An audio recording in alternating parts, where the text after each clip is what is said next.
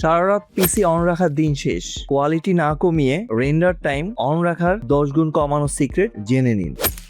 Fast render দিলে কি quality খারাপ হয়? চলুন প্রফেশনালদের হিডেন ভিড়ে সেটিংসগুলো দেখে নিন। 5 ঘন্টা রেন্ডার মাত্র 15 মিনিটে। চলুন ফাস্ট ও হাই কোয়ালিটি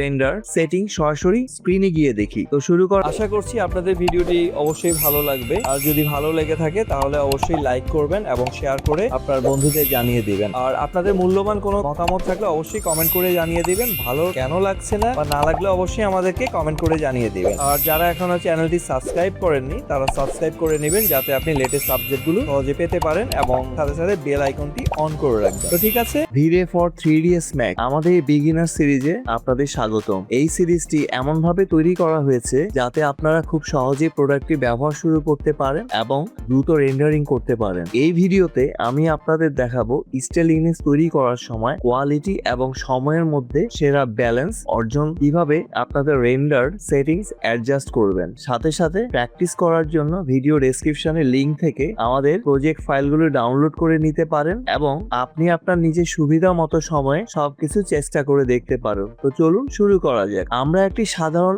আউটডোর সিন তৈরি করেছি এবং আপনারা দেখতে পাচ্ছেন যে ইমেজে কিছু নয়েজ রয়েছে। মাত্র 640 পিক্সেল স্কোয়ার রেজলিউশন সহ আমাদের প্রাথমিক টেক্সট এবং মুড সেট করার জন্য এটি ঠিক করা ছিল। কিন্তু welcome to IT Guru. IT গুরুতে স্বাগতম। এটি এমন একটি স্থান যেখানে প্রযুক্তি শেখা সহজ, আকর্ষণীয় এবং আমাদের ভাষায়। চলুন আজই শুরু হোক আমাদের শেখার যাত্রা একসাথে আইটি গুরুতে।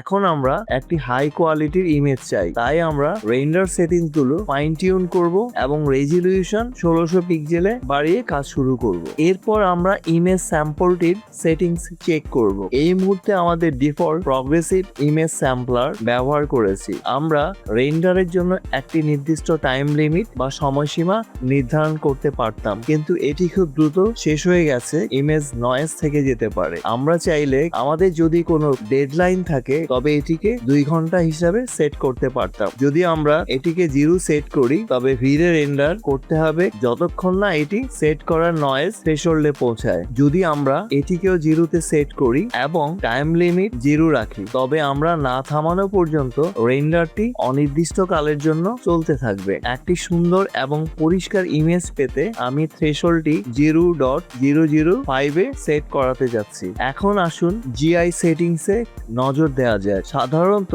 ব্রুট ফোর্স এবং লাইট ক্যাশ এর সংমিশ্রণ ভালো কাজ করে, তাই আমরা এখন কিছু পরিবর্তন বা টুইক করার প্রয়োজন নেই। মাঝে মাঝে ইন্টেরিয়র সিনের ক্ষেত্রে ছোট ছোট লাইটের ডিটেলস আরো নিখুঁতভাবে করার জন্য আমরা লাইট ক্লাস সাবডিভিশন বাড়াতে চাইতে পারি এবং অনেক সময় ফাইনাল ইমেজের জন্য আমরা কিছু রেন্ডার এলিমেন্ট ব্যবহার করতে চাইতে পারি। এটি পোস্ট প্রোডাকশনের সময় রেন্ডারের উপর আমাদের আরো বেশি নিয়ন্ত্রণ দেয়। এটি সেট আপ করার সবচেয়ে ভালো উপায় হলো একটি ভিড়ে back to beauty render element যোগ করা। মনে রাখবেন এটি রেন্ডার সেটিংসে আমাদের সেট করা রেন্ডার টাইমকে প্রভাবিত করতে পারে। এখন আমাদের নিশ্চিত করতে হবে যে রেন্ডার শেষে ইমেজটি সেভ হয়। আমরা ফ্রেম বাফার সেটিংস এর মাধ্যমে র ইমেজ আউটপুট চালু করে এটি করতে পারি এবং রেন্ডার সম্পূর্ণ হলে ভিড়ে স্বয়ংক্রিয়ভাবে একটি EXR বা ভিড়ে ইমেজ সেভ করবে। তবে আপাতত এটি বন্ধ রাখি। আমরা রেন্ডার শুরু করব।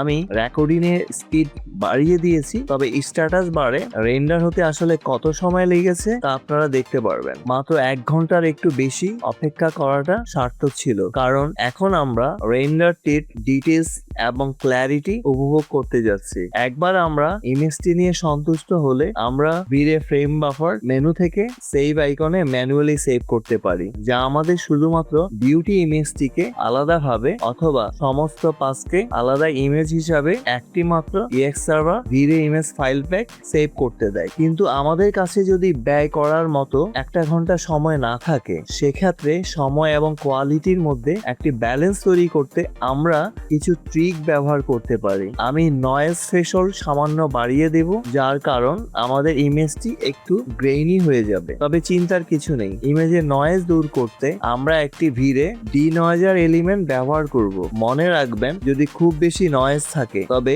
ইমেজ ডিটেলস এবং ক্ল্যারিটি হারিয়ে যেতে পারে, তখন ইমেজটি ডিনয়েজার করার ব্যবস্থা হয়ে যাবে। আমি রেন্ডার শুরু করব এবং আবার রেকর্ডিং এর স্পিড বাড়িয়ে দিব। চলুন দেখা যাক যার ফলাফল কেমন হয়। আপনারা যেমন দেখতে পাচ্ছেন প্রথম পাসগুলোর পরপরই ডিনয়েজার কাজ শুরু করে দেয়, কিন্তু কোয়ালিটি তখনও পুরোপুরি ভালো হয়নি। এতে 26 মিনিট সময় লেগেছে, যা আমাদের প্রথম রেন্ডারের অর্ধেকেরও কম সময়। এবং ফলাফল হিসাবে আমরা যা পেয়েছি একটি চমৎকার পরিষ্কার ইমেজ, এবং আমাদের ইমেজের কোয়ালিটিও সন্তোষজনক পর্যায়ের চেয়েও বেশি। এখন আসুন ইমেজ স্যাম্পলারের আরেকটি মোড দেখে নিই, যা বাকেট রেন্ডারিং নামে পরিচিত। আপনার সিন এবং আপনি যে লেভেলের কোয়ালিটি পেতে চাইছেন তার উপর নির্ভর করে। আপনি সাবডিভিশন বাড়াতে বা নয়েজ থ্রেশহোল্ড কমাতে চাইতে পারেন, তবে সাধারণত এগুলোর ডিফল্ট সেটিং রাখাই ভালো। তাই আমরা কন্ট্রোল কি চেপে নির্দিষ্ট পিনারটি রাইট ক্লিক করে এগুলো রিসেট করব। এই সেটিং গুলো প্রগ্রেসিভ মুডের মতোই, কিন্তু এখানে প্রতিটি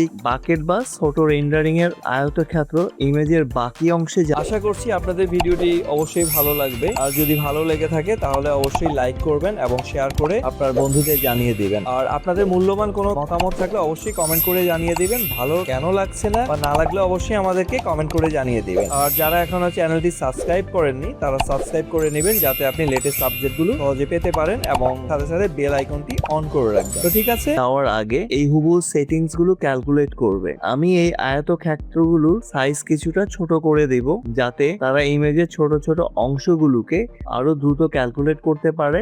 আর ডিনয়েজার সরিয়ে ফেলবো, কারণ এই হাই সেটিংস এর সাথে আমাদের এটির কোনো প্রয়োজন হবে না। এবং এখন চলুন রেন্ডার করি। আপনি দেখতে পাবেন সমস্ত বাকেট পাজলটি সমাধান করতে শুরু হয়েছে, কারণ এক্ষেত্রে 32 বাকেট আছে। বাকেটের সংখ্যা কম্পিউটারের সিপিইউ বা লজিক্যাল কোরের সংখ্যার সমান। আপনি যদি অধৈর্য হয়ে পড়েন এবং ভাবেন যে এটি যথেষ্ট নয় এবং ক্যালকুলেশনে সাহায্য করার জন্য আপনার যদি কিছু অতিরিক্ত কম্পিউটার বা একটি ডেডিকেটেড রেন্ডার ফ্রেম থাকে, তবে আমরা ডিস্ট্রিবিউটেড রেন্ডারিং ব্যবহার করতে পারি। একটি 3D ম্যাক্স এবং ভিরে স্পিনার চালু থাকার সমস্ত রেন্ডার নোডগুলোকে সংযুক্ত করবে এবং সমস্ত অ্যাসেট সহ সিনটি তাদের কাছে পৌঁছে দেবে। তাই আমাদের বাকেটগুলো এই পজিশনটি আরো দ্রুত সমাধান করতে সাহায্য করবে। প্রথমেই আমরা সহজে চেনার জন্য আমাদের মেশিনের রঙিন বাকেটগুলো আমাদের কম্পিউটারের নাম সহ দেখতে পাবো, এবং তারপর সামান্য এবং তারপর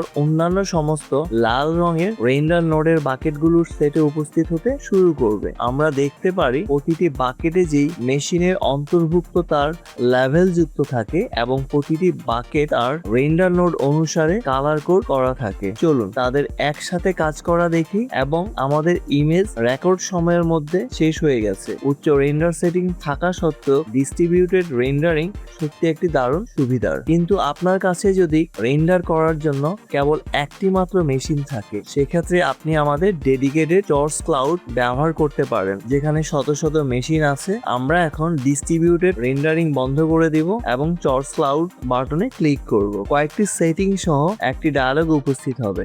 আমরা প্রথমে যা করতে হবে তা হলো সিনটি বিশ্লেষণ বা অ্যানালাইজ করা। এটি আমাদের যে কোনো অসঙ্গতি বা প্রযুক্তিগত সমস্যা হাইলাইট করবে এবং প্রয়োজন হলে সেগুলো সমাধান করতে পারবে। একবার আমরা সবুজ সংকেত পেলে আমরা সাবমিটে ক্লিক করতে পারি এবং এটি রেন্ডারিং এর জন্য ভিরে সিন প্যাকেজটিকে ক্লাউডে পাঠিয়ে দেবে। এটি আমাদের এমন একটি পেজে নিয়ে যাবে যেখানে আমরা আমাদের সিনের রেজলিউশন এবং নাম পরিবর্তন করতে পারি এবং ক্লাউড কিউতে জমা দিতে পারি। সিনের ফাইলের আকার এবং আপলোড স্পিডের উপর নির্ভর করে এটি আপলোড হতে কিছু সময় নেবে, এবং এটি হয়ে গেলে আমরা দেখতে পাবো যে কাজটি কিউতে আছে এবং শুরু করার জন্য প্রস্তুত। আমরা পাই সাথে সাথেই রেন্ডার সেটিংস এবং সাবমিশন ইনফরমেশন গুলো আবার চেক করতে পারি। একটি মেশিন রেন্ডারিং এর জন্য এটি গ্রহণ করবে এবং আমরা পেজের মাঝখানে প্রসেস বার এবং রেন্ডার প্রিভিউ দেখতে পাবো। চর্স ক্লাউড এর একটি বড় সুবিধা হলো আমাদের ইমেজ রেন্ডারিং হওয়ার সময়ও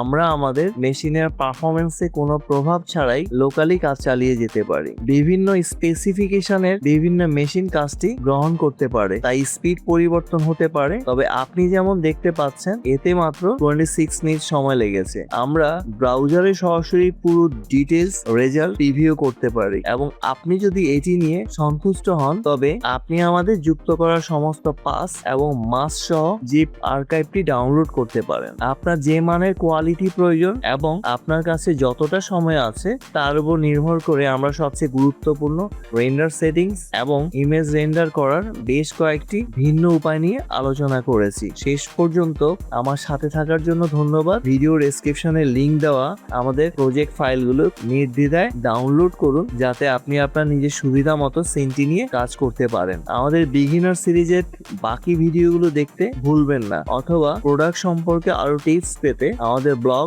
এবং ডকুমেন্টেশনে চোখ বুলিয়ে নিন। আমি আশা করি এই টিউটোরিয়ালটি আপনাদের কাছে উপকারী মনে হয়েছে, আর যদি তাই হয় তাহলে অনুগ্রহ করে লাইক ও শেয়ার করুন এবং সাবস্ক্রাইব করুন। শিগগিরই আবার দেখা হচ্ছে সামনে আরো ভালো কিছু নিয়ে। শিখতে ভালো লেগেছে? তাহলে একটা লাইক দিন। আপনার একটি লাইক আরো অনেককে সাহায্য করতে পারে।